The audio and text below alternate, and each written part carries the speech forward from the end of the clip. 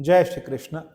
गीता का दूसरा अध्याय 56वां श्लोक और सांख्य योग के अंदर स्थित बुद्धि प्रज्ञ के लक्षण गिनाए जा रहे हैं और भगवान यहां पर डेफिनेशन दे रहे हैं किसकी? मुनि की। मुनि कौन है? भगवान बता रहे हैं कि मुनि कौन है। दुखेशु विघ्नमना, सुखेशु वेगस्पृहा, वीतराग भयो भय क्रोधा, स्थितधीर मुनिरुच्यते। स्थितधीर मुनिरुच्यते, जिसकी बुद्धि स्थिर हो गई है उसे भगवान क्या कहते हैं? वो मुनि। स्थितधीर मुनिरुच्यते। दुखेशु, जिसका मन दुखों से उद्विग्न नहीं होता, जिसमें उद्विग्न नहीं होता, जो अच्युत होता है, जो अपने अपने कर्म से, अपने व्यवहार से च्युत नहीं होता, हटता नहीं। दुखेशु विघ्नमना, सुखेशु वेगस्पृहा। सुख में भी पागल नहीं होता, सुख में और दुख में सम बना रहता है। जो सम बना रहता है, सुखेशु वेगस्पृहा। वीतराग, वीतराग का मतलब राग से बहुत परे है। भय, उसे भय नहीं है, क्रोध नहीं है।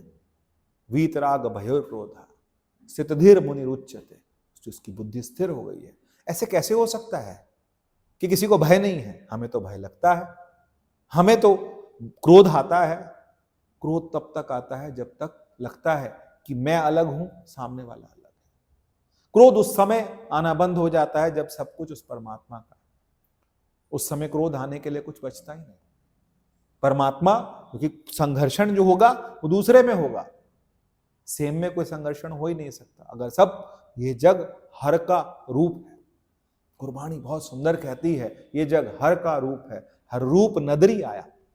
परमात्मा का जो स्वरूप है वही नजर में आ जाए, वही सर्वत्र है। यो माम पश्यति सर्वत्र, तो मुझे सब जगह देख रहा है, तो ऐसे व्यक्ति को भय नहीं लगेगा, क्रोध नहीं आएगा। वीत राग, उसको राग नहीं होगा, चिपकेगा नहीं किसी चीज में।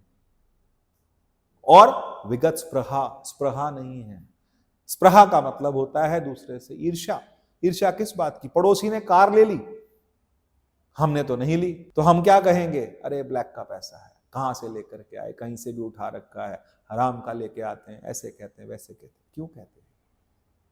उसने लिया, आप खुश होइए।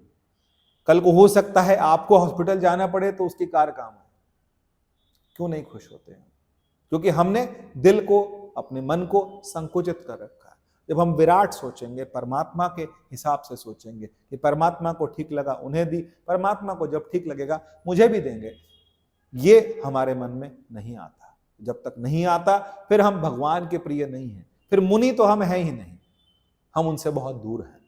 तो मुनि होने के लिए स्थितधीर मुनिरुच्यते, जिसकी बुद्धि स्थित हो गई। किसमें स्थित हो गई है? परमात्मा में स्थित हो गई है। उसकी जो बुद्धि है उसको जब स्थिर हो जाती है तब कहा जाता है कि वो मुनि। जय श्री कृष्ण।